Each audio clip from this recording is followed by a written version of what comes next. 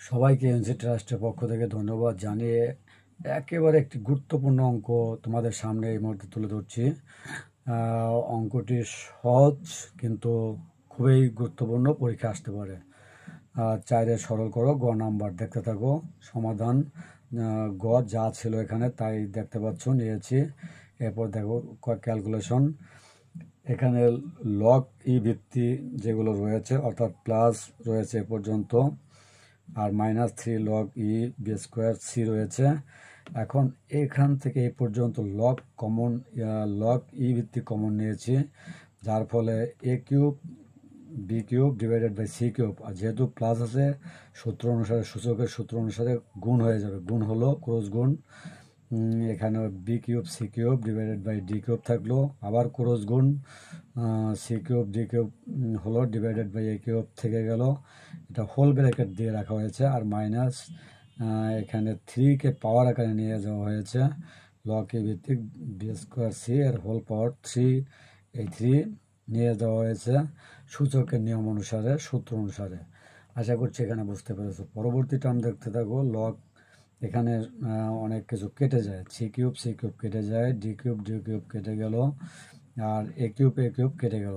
তাহলে থাকলো কি বি কিউব আর বি কিউব। তাহলে বি কিউবের লাগে বি কিউব, অর্থাৎ পাওয়ারে যোগ করলে বি টু দি পাওয়ার 6 থেকে। আর এখানে সি কিউব যেহেতু দুইটা আছে, একটা তো কেটেই গেল, আরেকটা থেকে যায়, সি কিউব থেকে গেল, মাইনাস লগ ই ভিত্তিক। এই পাওয়ারকে যদি আমরা এই ব্র্যাকেটে যে রয়েছে বি স্কোয়ার, এই বি স্কোয়ারের সাথে যদি গুণ করি তাহলে বি টু দি পাওয়ার 6 হয়, আর সি এর সাথে যদি গুণ করি তাহলে সি এর পর কিচ্ছু নেই, মানে 1, 1-এর সাথে গুণ করলে সি টু দি পাওয়ার 3 লেখা যায়। আশা করছি এই লাইনটি বুঝতে পারছো। এখন এটা দেখো কেটে যায়, অর্থাৎ এখানেও যায়, এখানে রয়েছে প্লাস, এখানে রয়েছে মাইনাস, তাই এই অংশ আর এই অংশ কেটে যেয়ে কিচ্ছু নেই, মানে শূন্য থাকে। এটাই হচ্ছে অ্যান্সার। যে যেখান থেকে দেখছো সবাইকে শুভেচ্ছা অভিনন্দন জানাচ্ছি। এটি হচ্ছে পাওয়ার পয়েন্টের মাধ্যমে ক্লাস তৈরি করতে হয়।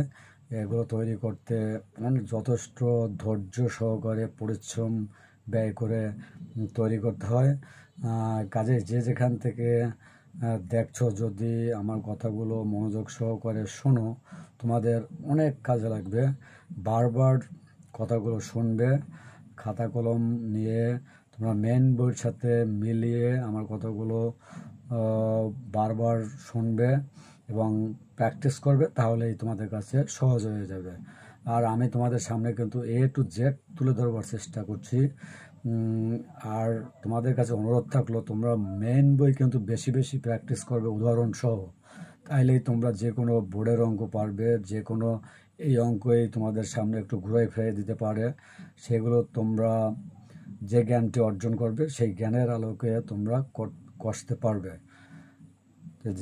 যে যেখান থেকে দেখছো সবাইকে আবারও শুভেচ্ছা জানিয়ে ক্লাসটি এখানে শেষ করছি। সবাইকে ধন্যবাদ।